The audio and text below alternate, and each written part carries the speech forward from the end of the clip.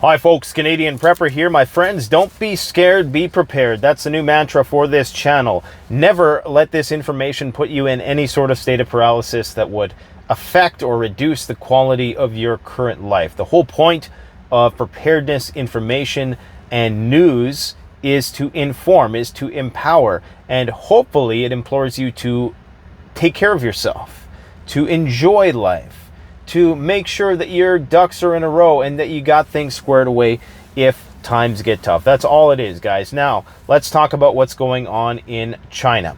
Has China moved past the point of return on Taiwan? Yes, indeed, they have. The United States has successfully provoked the Chinese into accelerating their plans to try to take Taiwan by force. Chinese are now doing exercises all around Taiwan within 10 miles of their borders.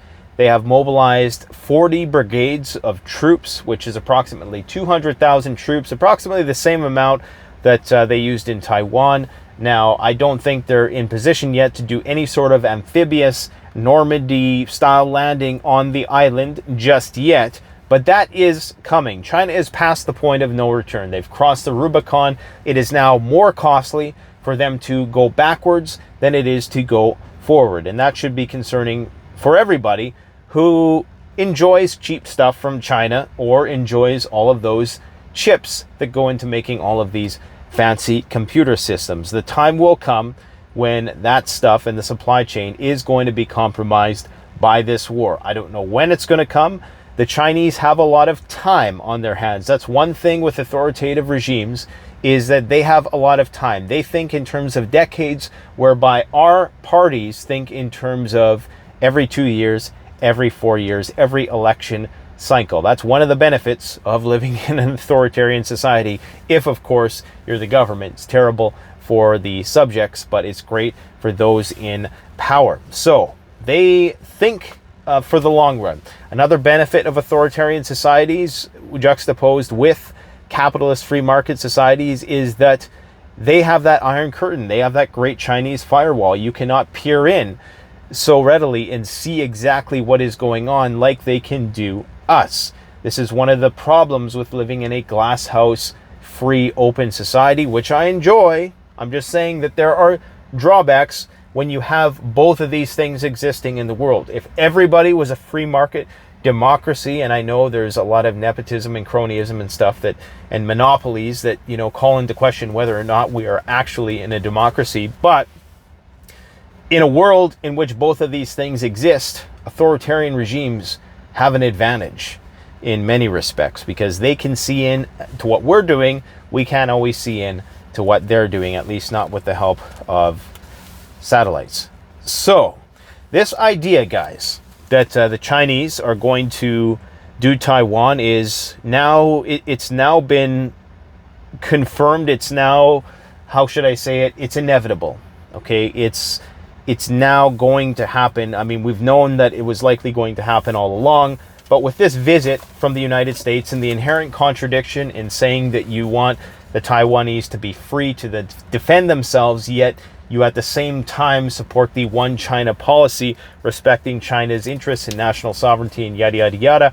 You cannot have these two conflicting views at the same time. The Chinese know it. Obviously, they're not stupid, but they don't have to do anything rash. No, they were never going to shoot down Nancy Pelosi's plane. We said that from the start.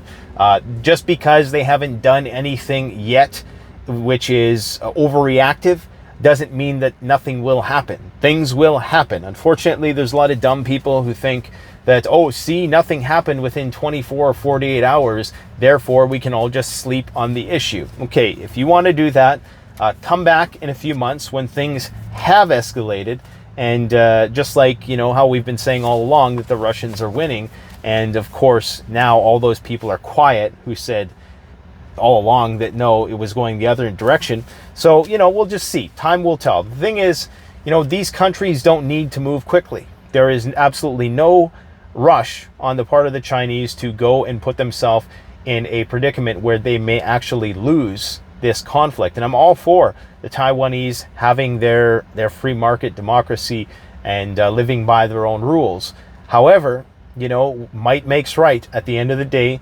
And what's likely going to happen is, in some way, shape, or form, they are going to fall under the auspices of the CCP. There is no capability for the U.S. military to prevent this from happening, contrary to popular belief.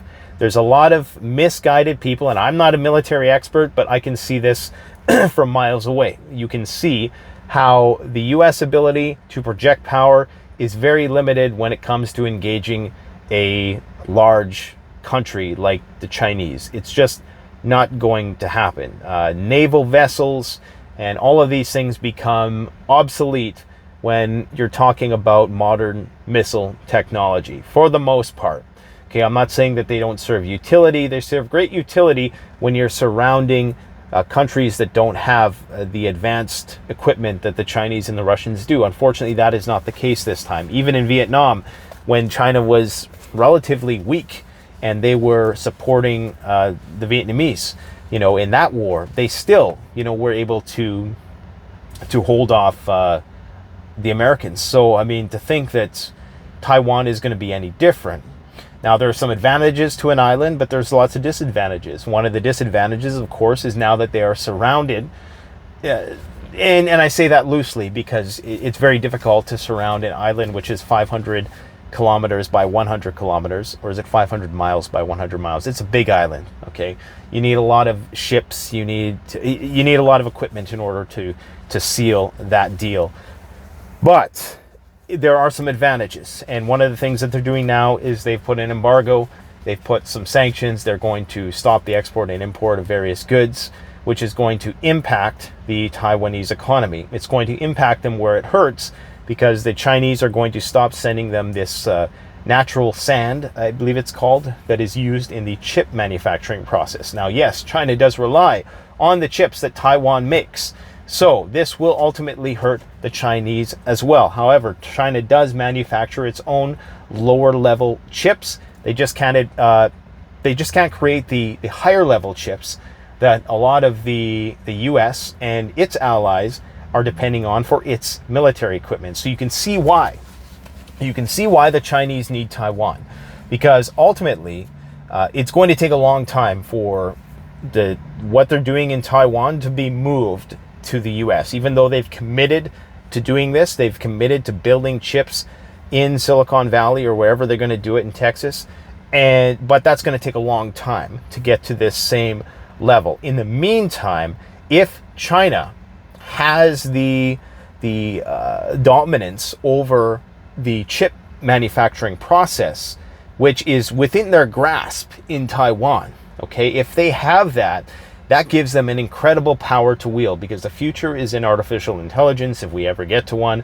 The dystopian cyberpunk future, if we don't go steampunk before that with nuclear annihilation, that future is one which is going to be dictated by who has the fastest computers, okay, who can process and calculate these vast amounts of information that are being taken in by all these sensors and cameras and make sense of it. And that is going to be not that more so than the ability to use nuclear weapons. If you have an artificial intelligence program that can create various types of viruses or malware or whatever the case, you can use all of these things for detrimental purposes, okay?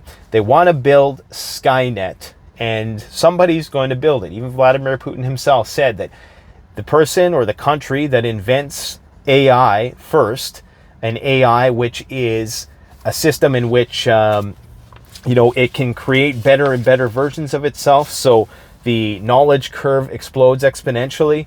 The country that does that first is going to have a supreme advantage, if of course they can control it. Some people don't believe we can control it, like Elon Musk. Now, I think I talked about how the Chinese have 40 brigades mobilized, 200,000 troops at the ready to go, and they're going to do it. They're going to do it. It's just a question of when. Nothing for you to lose sleep over. Of course, now the focus has shifted from the Ukraine-Russian war to Taiwan. I believe that was perhaps one of the ulterior motives with this Pelosi visit.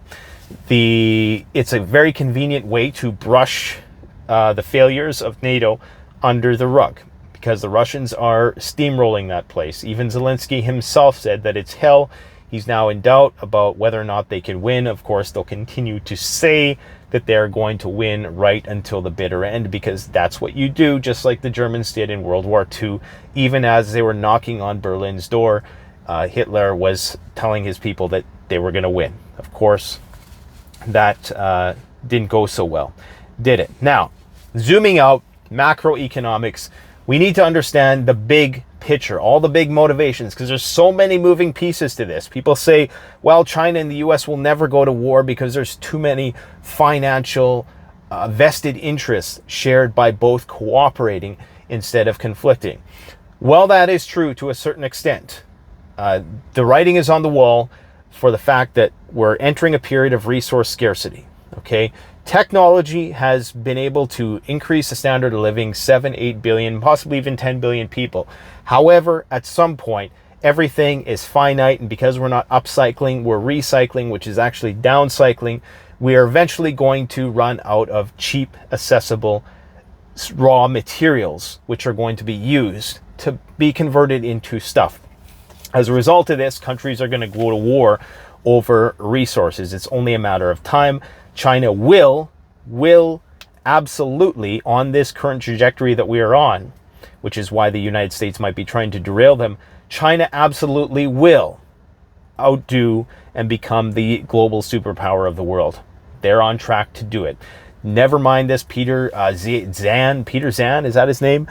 His whole argument about Chinese demographics being the death of them and how the one-child policy and yada, yada, yada, that's all BS. Okay, even if the Chinese lost half of their population, they still have 6 times the amount of people. So people who are just like, don't worry about the Chinese because their society is going to collapse because of some housing crisis, I would not hold your breath on that. I would not set your watch to that, okay? Because the numbers don't bear that out, unfortunately. Now, when we're talking about who's stronger right now, China or Russia, obviously the US has military superiority. However, when you pair the Russian technology with the Chinese technology, they're much more at parity. GDP, we're pretty much at parity. It's likely that the Chinese are going to double, if not triple, our GDP in this century if we can last that long, which I doubt we will. Now, in terms of who holds the debt, who owns the other's lunch? Well, guess what? We owe the Chinese $1 trillion and diminishing, because I guess we're paying it off. Some people might say that's a good thing. However, it's good to have that debt between China and the United States, as the Chinese have a vested interest in us paying that debt back. When I say we, I say Canada and the United States, because we're all in the same boat. We're all in the same boat in the same shitstorm. And the Chinese, we don't owe the Chinese money. The Chinese don't owe us money. We owe them money. And that right there proves that they don't need us. They only need us insofar as our monetary system remains vital and solvent. And that's why the US just gave or committed $5 billion worth of weapons to Saudi Arabia. Because, if Saudis, if they don't feel like they're being taken care of by the US government, they will jump ship. And when that happens, the petrodollar collapses and the whole house of cards collapses, and everybody does the de-dollarization thing. And doesn't matter who's holding American dollars at that point, everybody's going to get screwed. But people who are going to get screwed most of all is going to be the United States. So China is, even if the US dollar collapses and they're stuck holding all this dead funny money, it doesn't really matter to them so much, because right next door, they have the country with the most amount of resources who's committed to sending them cheap energy, okay? They also have one of the largest populations. They have the infrastructure built to facilitate mass industrialization, mass industrial activity, rapidly produce things. There's this, that whole thing about the Chinese producing cheap stuff. But as I talked about in a recent video, the only reason why the Chinese produce cheap stuff is because that's what we want. If there was a market for good products that don't break down and degrade and are not disposable, that we throw away in 2 years, then guess what? They would make that stuff. They don't, because that's not what we want. Some people think it's a supply thing, but it's really a demand thing. We demand crap because we want cheap stuff. You get what you pay for, which is why I always tell people, don't skimp out on survival gear. When you're first getting in to preparedness, you buy the cheap stuff because, you want to get something right away just to give you some peace of mind. But over time, you start building out that bug out bag, you get stuff that is going to last. It makes a hell of a lot more sense to spend 3 to 4 times on a knife, which is not going to break down. It's going to last 10 times as long as one that, maybe you get at Walmart because it's 10 times cheaper. Okay, you get it as a temporary throwaway thing, but if you want something that's built to last, that you can get to know, that you can get familiar with and really learn all the many nuances of how it's used, then you got to get good stuff. And so this whole idea that the Chinese are a paper tiger and, yes, they haven't been in any major wars. They fought proxy wars, obviously, versus the United States on many fronts, be it Korea, Vietnam, and obviously in terms of modern war, they don't have a lot of experience, but everybody's studying what's going on between Russia and Ukraine. They're all studying what's going on, both sides. And so everybody's getting a little bit of voyeuristic training there, so to speak. A bit of distance learning, remote learning, so to speak.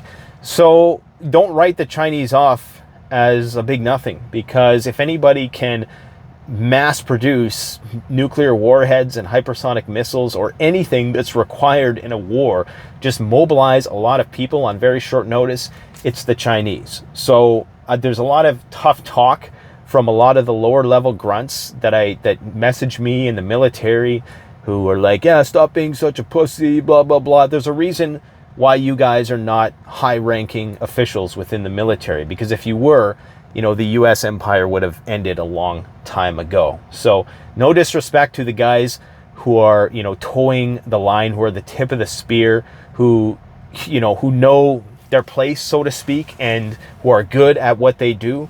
But when you start overstepping and you start overestimating your capabilities, then you put yourself and the people in your company in great jeopardy. So it's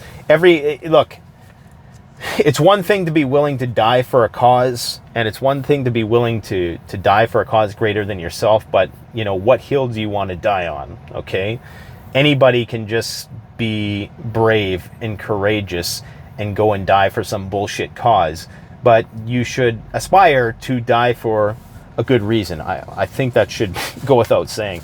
Anyways, guys, so that's kind of the synopsis of what is going on in the world, the brief, the short of it, the 15-minute version. Russian diplomat Alexei Drobin has claimed that nuclear conflict scenarios are back on the table. Lots of talk about nuclear war in the last couple days, with the UN chief coming out and saying that we're one miscalculation away from nuclear annihilation. We have the arms control treaties now being discussed between Biden and Putin, which are pretty much irrelevant because these countries are so big. They have these massive black budgets. They can do things in secret, regardless of any sorts of agreement. There's also been claims that both Russia and the United States have violated these agreements in the past, and that moving forward, even if you got these agreements now, with all of the gains that have been made in missile defense technology, cyber technology, and of course the delivery systems for nuclear weapons, especially with emphasis on the Sarmat missile system with the Russians, that has been all the rage lately. I think these global arms control measures are doomed to failure. Let's hope it amounts to something, but I'm not too confident that it will. I don't think that any country necessarily wants to go the route of nuclear. However, when push comes to shove, okay, there's going to come a time when geostrategic interests trump multinational business interests. And the time will come when that will happen. Are we there yet? I don't know. When do you guys think we're going to get there? When do you think we're going to get to the point where China is just willing to say, you know what, we don't need the chips, but we do need that island, because it's a It's a question about national security, and national security trumps national prosperity, because you have to have national security before you can have national prosperity. And I'm just talking about the world according to the Chinese. I am by no means an apologist for the dystopian, communist dream. I probably should have put this at the beginning, because there's going to be all sorts of sensitive snowflakes who say, oh, see, you're just, why don't you go live in China? I would not want to live in China at all, not for a day. Maybe I'd like to visit there and just kind of explore the culture and the history. And I think there is definitely a rich history there. However, the way things are currently going there, no, I don't think I'd like to be hauled off into a van by a bunch of guys in white suits because I coughed the wrong way. Now, that's not my idea of a good time. Maybe it is some people's, though. Some people love being coddled by the government. I'm not sure if I talked about this yesterday, but China has started a bit of a cyber war on Taiwan. So that's something to keep an eye out for. What else have we not talked about? I think that's about it today. All kinds of weather disasters happening around the world. We got the situation in Serbia, Kosovo heating up. The war in Ukraine is raging unlike ever before. Zelensky, like I said, is starting to sound a bit more fatalistic about the outcome. And maybe that was the plan all along. Maybe he's just going to, eventually jump ship. I don't know. Well, I guess we'll see what happens. But apparently there's a rift now growing between the U.S. and Zelensky himself for a variety of reasons that I'm not going to get into, because to be brutally honest, I don't know the whole story. However, according to what is his name here, Thomas L. Friedman, who's a columnist, privately, U.S. officials are a lot more concerned about Ukraine's leadership than they're letting on. There's a deep mistrust between the White House and Ukraine, Vladimir Zelensky, and a part of this is related to the firing of the head of the State Security Service a while back. So Zelensky's in a very tough position, because you probably have people within his own government. I mean, I'm sure there have been several assassination attempts. You have, at the same time, he's wondering if he's getting played by NATO and the U.S., which some people think he is. He's probably worried that he's going to be abandoned by NATO. He probably has just a lot of people around him who, he doesn't know every single thing about their motives and interests. So it's a very difficult situation to be in. So it's easy, if you're a person who criticizes the guy, to get all up in his range and, think the worst. And I'm sure there's corruption there, there's corruption everywhere. But it's something to keep in mind, that it definitely wouldn't be an easy position to be in. Unlike, no leadership is easy. Biden doesn't have an easy job. If you think it's easy being the president, I mean, man, going to those press conferences every day and having to watch every single thing you say, and my God, I could never do that job. That's one of the hardest jobs out there. I actually don't think they get paid enough to be president. I'm with Andrew Yang. Andrew Yang has this idea that the president should be paid more, so they're not incentivized to get in the back pockets of lobbyists and et cetera and et cetera. Anyways, I'm rambling on. Let me know what you guys think in the comment section below. Thanks for watching. Don't forget to like, comment, subscribe. And remember, stay prepared, not scared. This is not the end of the world yet. Take care, guys. Canadian Prepper out.